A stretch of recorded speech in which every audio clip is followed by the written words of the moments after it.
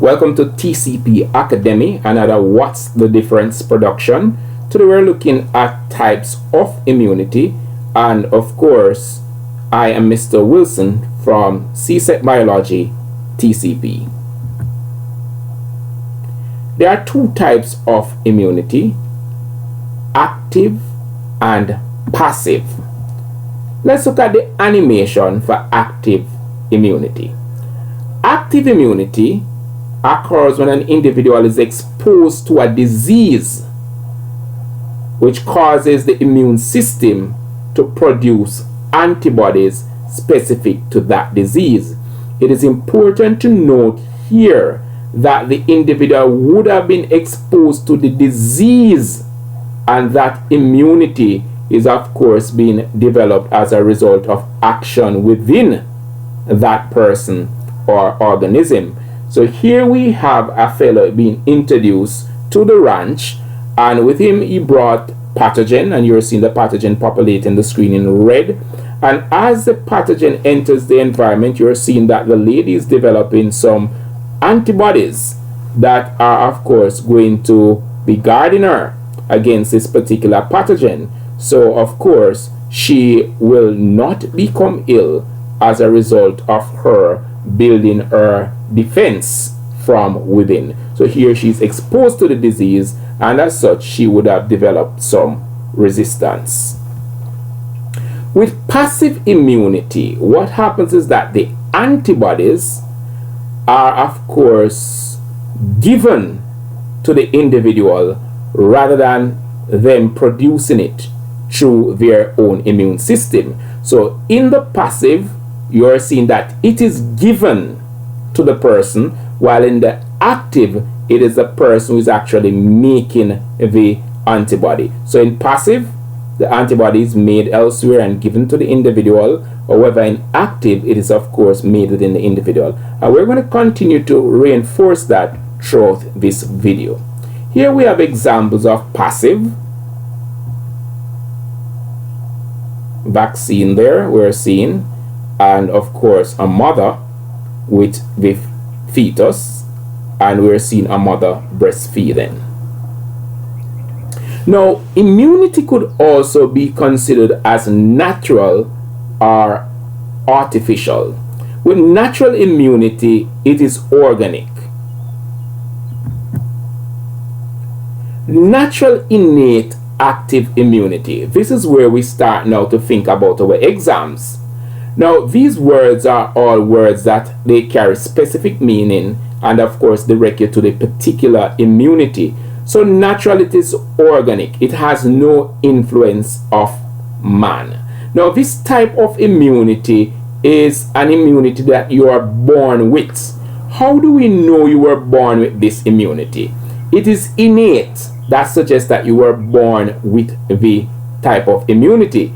Now, where do we get the antibodies from? Active here tells us that you are making the antibodies. So whenever we see active, it means that the antibodies to safeguard you against that particular pathogen is made within the individual and not with external assistance. Then there's also natural innate passive immunity.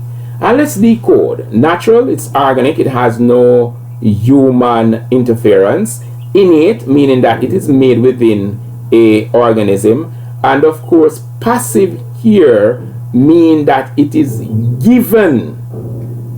It's something that is given. It is passed from one person to another. When passive, we talk about passive, you are given the antibodies rather than you making the antibody. So here, the offspring gets the immunity from the antibodies that are of course produced by mom that crosses the placenta to the fetus. So the antibodies are not made in the baby. The antibodies are actually made in the mother, and of course passes the placenta to the baby. The baby also acquires some amount of immunity from the breast milk. So passive here suggests that you were given the antibodies. It's not that it was made within you. So the baby was given the antibody. It's not a case that the baby is able to make the antibodies for itself.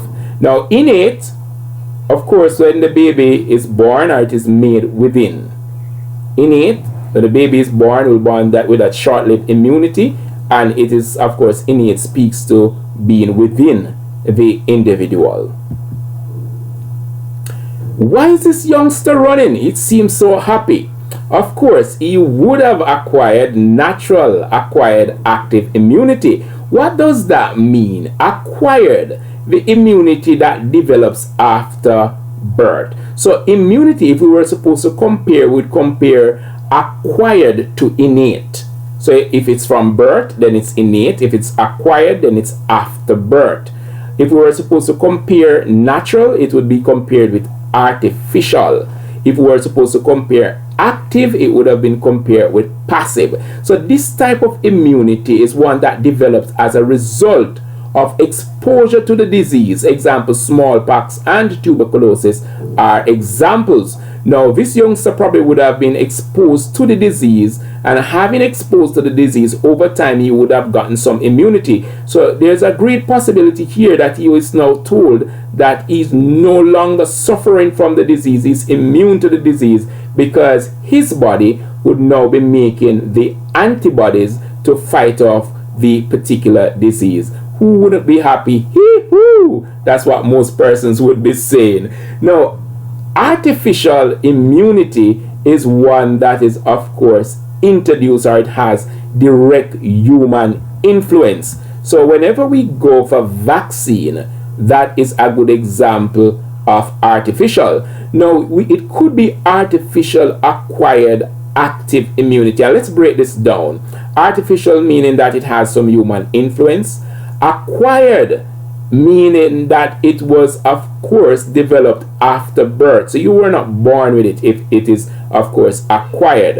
And then active, even though it was given to you by a human, it is within your body that the antibodies are going to be made.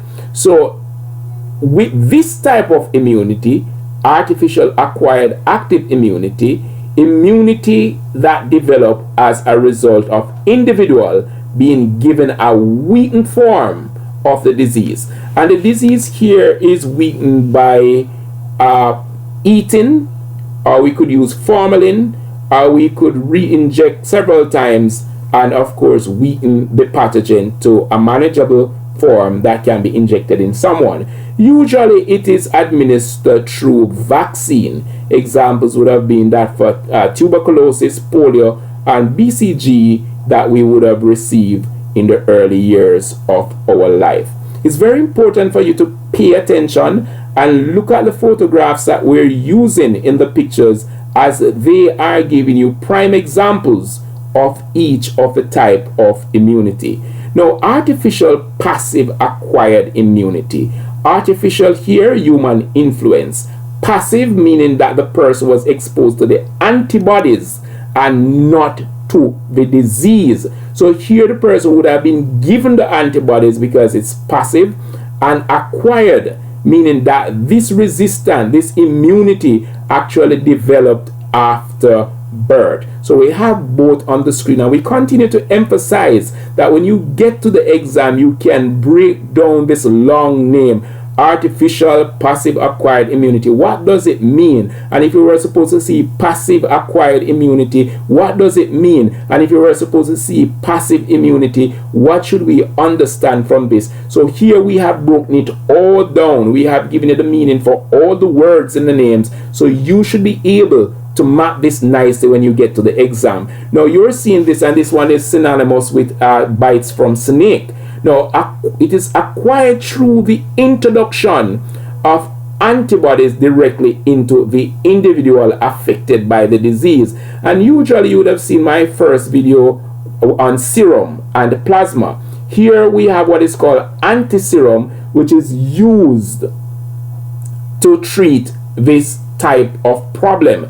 It is fast acting but lasts for a short time, and it is used during cases of emergency where somebody is bitten by a snake, or where the person is suffering from tetanus. This type of a vaccine is administered so that there is quick response and the person could, of course, recover quickly. If you look at this young man, he was bitten by a snake probably, and of course he's been injected probably with, of course, anti-serum to ensure that he will survive. So looking at the snake, it reminds us that it is artificial passive acquired immunity. We want to ensure that we are paying attention and be reminded that you could go over the slide however many times you so desire, so as to make sure that you understand well that which we have covered. We have just looked at what's the difference, and we're looking at type of immunity, or one might say types of immunity.